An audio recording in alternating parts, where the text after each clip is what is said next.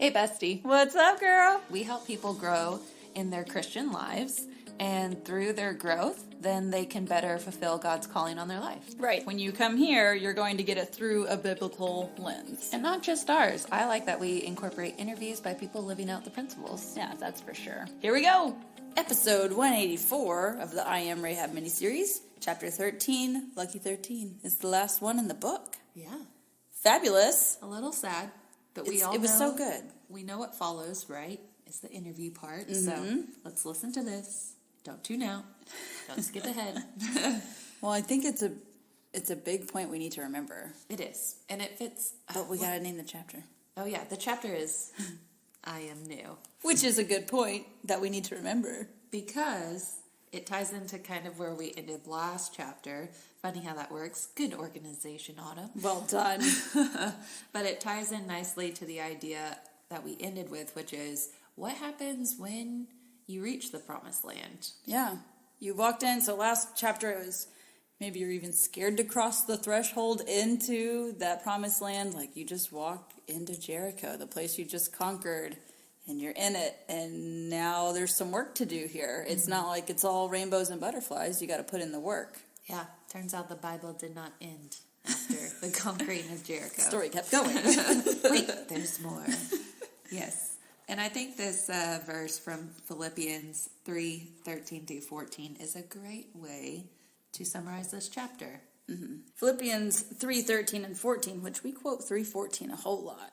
So it's good to read the verse before. It's good to read the chapter before. It's good to read the book, just to make sure you have the context of the verse. Exactly. Okay. I do not regard myself as having laid hold of it yet, but one thing I do, forgetting what lies behind and reaching forward to what lies ahead. I press on toward the goal for the prize of the upward call of God in Christ Jesus. So we talk about a lot. Pressing on. Keep moving forward. It's not forget about it or don't count it as anything. No. You just have to press on through it. We're not saying forget about whatever happened to you. Mm-hmm. We're saying press on and also leverage it.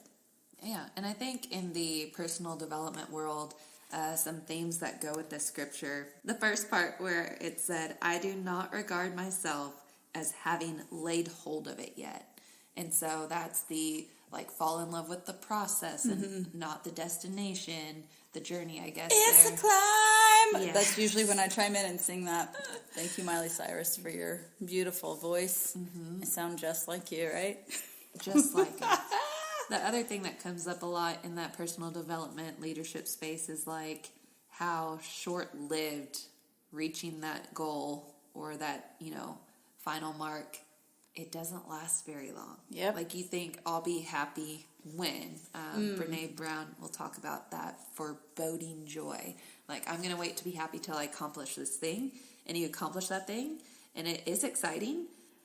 And it doesn't last too long. Right. And so, first of all, if that's you, it's normal.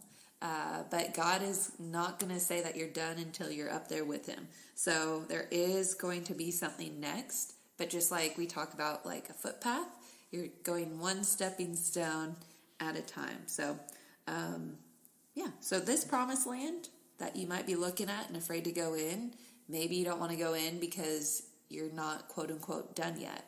Well, move into the promised land, and I promise you, He's going to have your next plan of action for you. Because that's biblical, and that's what He says. Our Brene Brown Daring Greatly mini-series is episodes 28 through 38, and that's where we dive into stepping into that. So I'm glad you've brought that up the past couple of episodes, because it's a good one. Well, thank you. Yes. And I like the chapter title, right? I Am New. Sometimes people might not want to step into that promised land, because maybe they don't feel like they deserve it or earned it, which those words can be looked at different ways. But for the sake of the argument, let's just keep rolling with those. But I think you got to remember not who you were, but who you are now, having conquered, last chapter, conquering your enemies, overcoming those challenges. And so the next part of the verse says, forgetting what lies behind. So not, there's things that you're never going to forget, but that's an old identity and you're moving into a new identity. So forgetting what lies behind. As in not letting it keep you stuck. There, that part. So yes, you can, remember that medical book that we talked about? It's Forgive and Remember. you have to forgive yourself for the mistake you made, but then also you need to remember it and teach others so that they do not make the same mistake. So that could be being a good steward of your experiences as well. Exactly. So then when you forget what lies behind, the next part of the verse says, reaching forward to what lies ahead. And I like that because if you're reaching for something, I picture you're looking at it. That's where your focus is. That's where your aim is. That's your target. Reaching for what lies ahead. Yeah, it's hard to look behind you and reach out in front of you and touch the thing it's like pin the tail on the donkey. Come on, guys. It's just basic party games. Yeah, so if you don't, maybe that's what's holding you back from walking into that promised land. I think you have to stop and reflect on the new you. And Farron, you've mentioned mindset a couple of times already, just in different ways without saying the exact word mindset. But we do have that Switch on Your Brain mini-series where it takes the scripture and ties it with science and how you are a new creation. Carolyn Leaf even brings it down to like what happens to your brain overnight when you sleep, and then in the morning, how is your brain functioning? So it's really cool. That's episodes 55 through 62. But if you're stuck in between your ears on not looking behind you still and trying to press on, I would start there. Absolutely. Another reason that you might not be walking into that promised land could be the comfort, which sounds backwards, but the comfort of the chaos that you were in. I listened to the Ed Mylett show, and he has a podcast for leadership stuff too. It's pretty cool. He interviews people that have just overcome crazy things in life, and it's very inspiring. So check it out after you listen to our episode. But he talks about that he recognized from one perspective that he thrived under stress. So he would almost find himself creating stressful situations so he could thrive, or like that was comfortable. But when things were peaceful, he almost felt uncomfortable and struggled to like achieve because he had it so ingrained in his head with reflection that, oh, in stressful situations, I thrive. So the mind says, okay, we need a stressful situation so I can thrive. But he's really done some perspective shifting on like, yes, I can do that, but I can also thrive when it's not stressful. Yes. And, adding that other truth, because he's like, I still thrive when it's stressful, but that's not the kind of life that I would want to live. That's not abundant life. Exactly. That God wants us to have. So sometimes it's strange how the thing that we wish was different, we still see as comfortable because it's what we've experienced most. But walking into a new promised land means finding comfort in a new environment. Yeah, and something I've been telling myself lately is what is easy isn't always right. And that's, I'm sure we can find the exact scripture somewhere in the Bible, because all good advice comes from the Bible, so I'll find that. But what is easy isn't always right. Or remember the posters in school where it's like, what is popular isn't always right, and what's right isn't always popular. I'm going to find the verse and put it in the show notes. But I believe you. There are times, like lately, I've been saying that to myself, like, nope, this is the right thing, and that's what I'm going to do, even if it's not easy and it sucks and whatever. But it is what it is, because I know I don't want to be outside of God's plan. That is a terrible place to be. I want to go where he wants me to go, because that's what I'm supposed to do. Absolutely. And some other advice is, now you have this promised land, and she says, do not rebuild that Jericho or it will cost you, which is also in the Bible, but she's, again, lots of analogy here. Mm-hmm. Yes. So if you have this new situation, you got out of the old, careful not to rebuild the same situation. Mm-hmm. And that could look a few different ways. Being this new person, you might need to surround yourself with some new people. Yeah. You might need to avoid old habits. You might need to start a new positive habit. Yeah. But if you're given a new opportunity, a new season, it might not be a change in physical location, but what can you do to not just rebuild what you prayed and worked so hard to get out of? Yeah, that's like, I was telling Farron, This Farron. I'm talking to the listeners, so it's like, I'm telling Farron, but Farron's right next to me. You, Farron. Recently, I had a struggle with something, trying to wrap my mind around it, and I was wallowing in the pit of terrible, dark, deep, terrible, awful thoughts. And then I would finally press on and climb to the top of the pit. Like, ooh, it took a lot of work getting up here. And then I would look back down and be like, and then just jump back in the pit. I'm like, no. So it took me a couple of times of like getting to the top of the pit to be like, okay, I need to get out this time because I can't go back to that. And looky now, I feel a whole lot better. And my eyeball is not as stressed. No. But there are she asked a couple of questions in here. What do you need to possess? As in, what is God telling you? That's something you and God need to work out. So y'all talk to each other. And that's like what I tell my kids. Y'all need to go work it out. You and God need to go work it out. And then what do you need to walk into no matter the fear or insecurity you may be feeling? So fear, and like you were saying with comfort, yeah, growth is uncomfortable. Lifting weights is uncomfortable. Eating healthy is uncomfortable. Like all these things that are good for us are uncomfortable. So we're just going to have to get used to that. Mm-hmm. Press on. Acceptance is the first key there. Yes.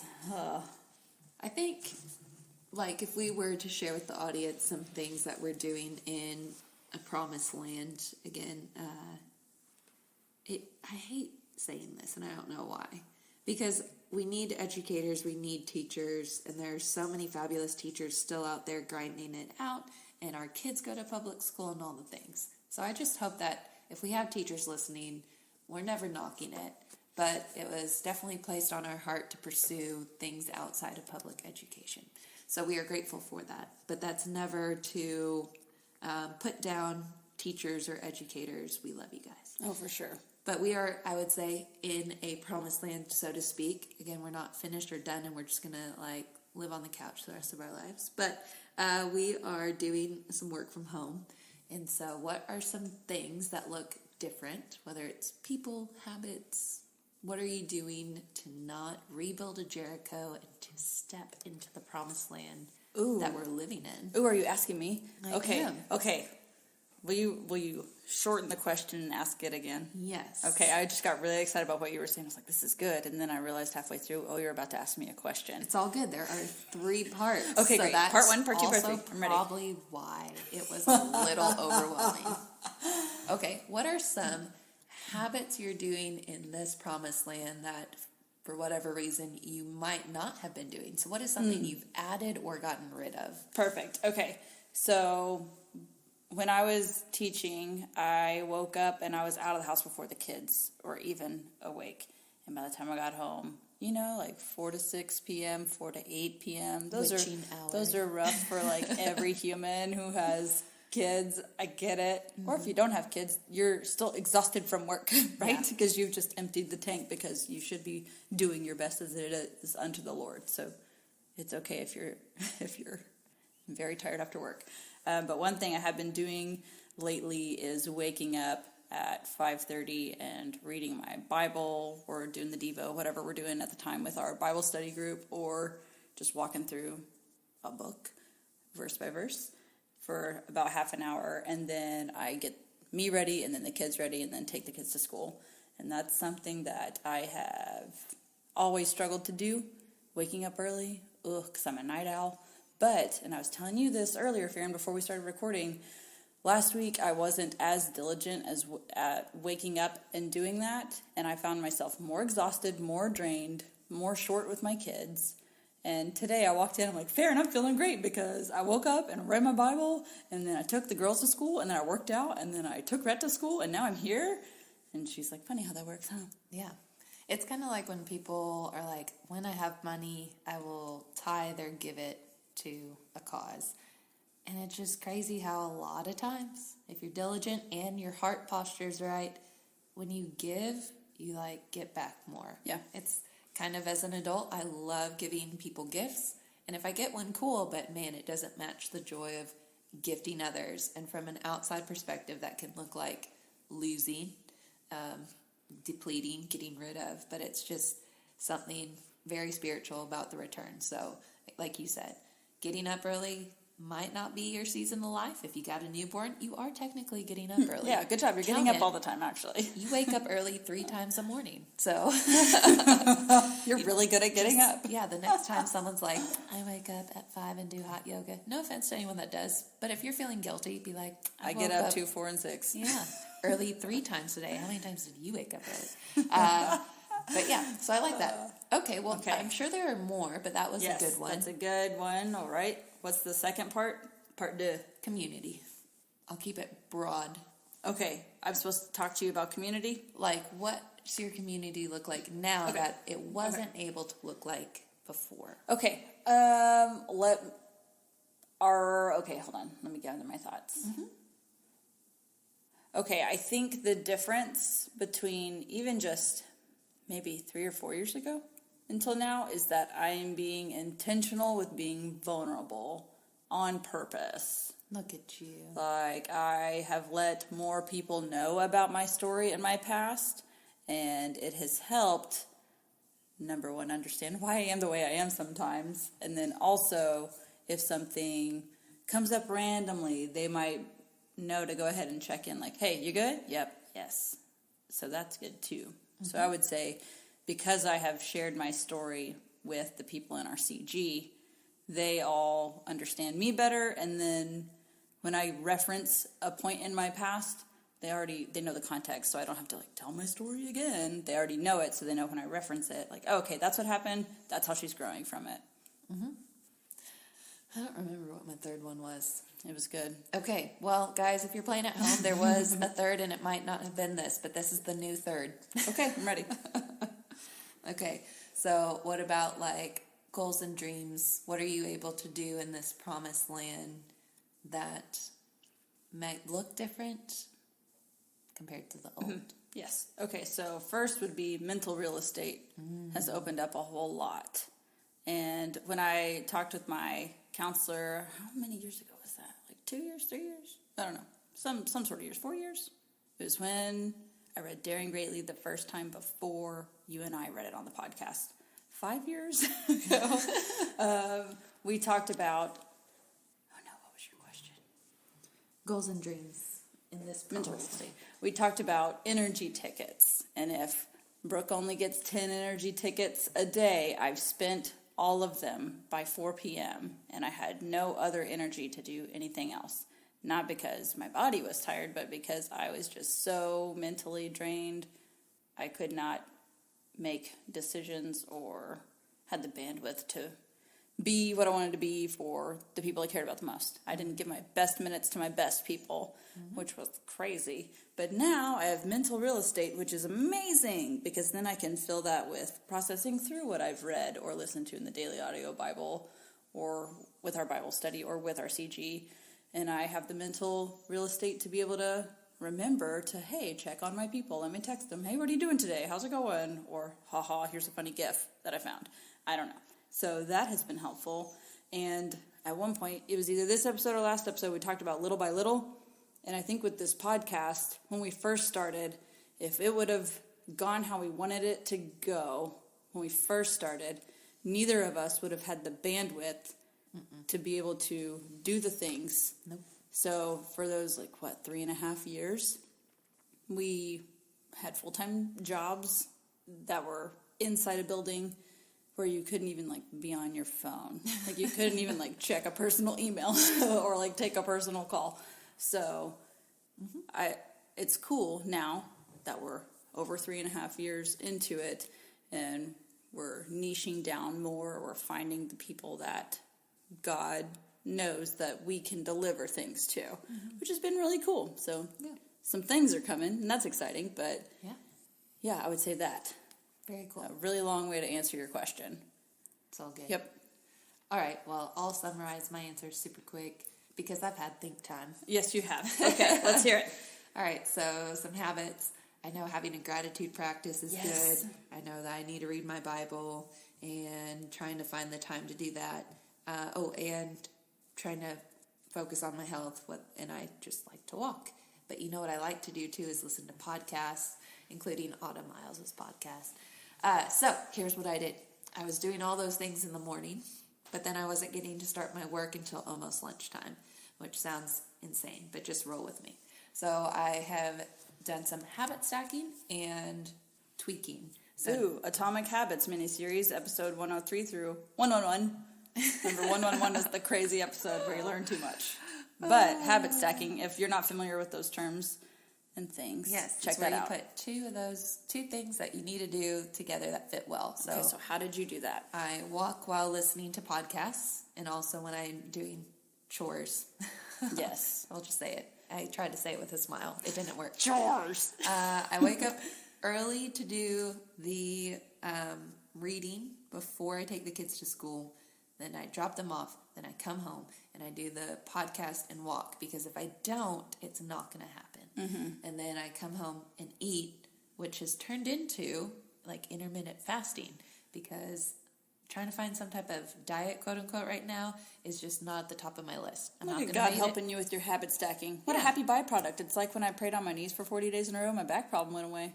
Crazy. Wow, it's a year ago. R.I.P. back problem. But then I had to move my gratitude practice to night. And so what I did for Ooh. habits is I started looking at, I say I don't have time, when am I on my phone the most? And I realized it was in the morning before I took the kids to school and in the evenings. And so I'm replacing a negative with a positive in pockets that apparently I do have time because I'm on my phone. Yeah. So that's Good job with your time audit, Farron. Yeah. People. Community. So I am able to attend the Bible studies at church that are during the day. Yes. Yeah. I I'm love glad it. you didn't say it. Okay, That yeah. was mine. Okay, good job. We can have the same answer. The other thing is I also work part-time for a company that trains teachers on early literacy.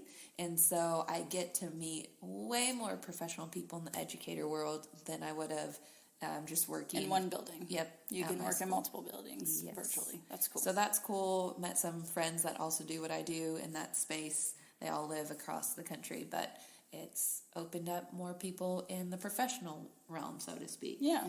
And then as far as chasing goals and dreams, that's where this whole concept of the promised land really spoke to me, because I've been doing all these things to create time, feel healthy, have community support.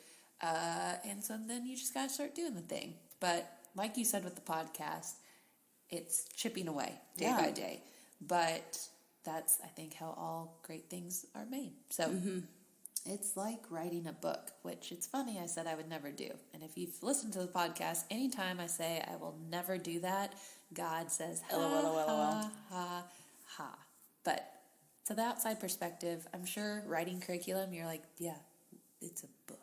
It is, because it is. So, anyways, this was a new occurrence to me. But I'm chipping away at it, and You said you were never going to do a burpee again. You said you were never going to go back to back to school. school, and you were never going to write a book, and here you are doing burpees, and you went back to school, and now you're writing curriculum.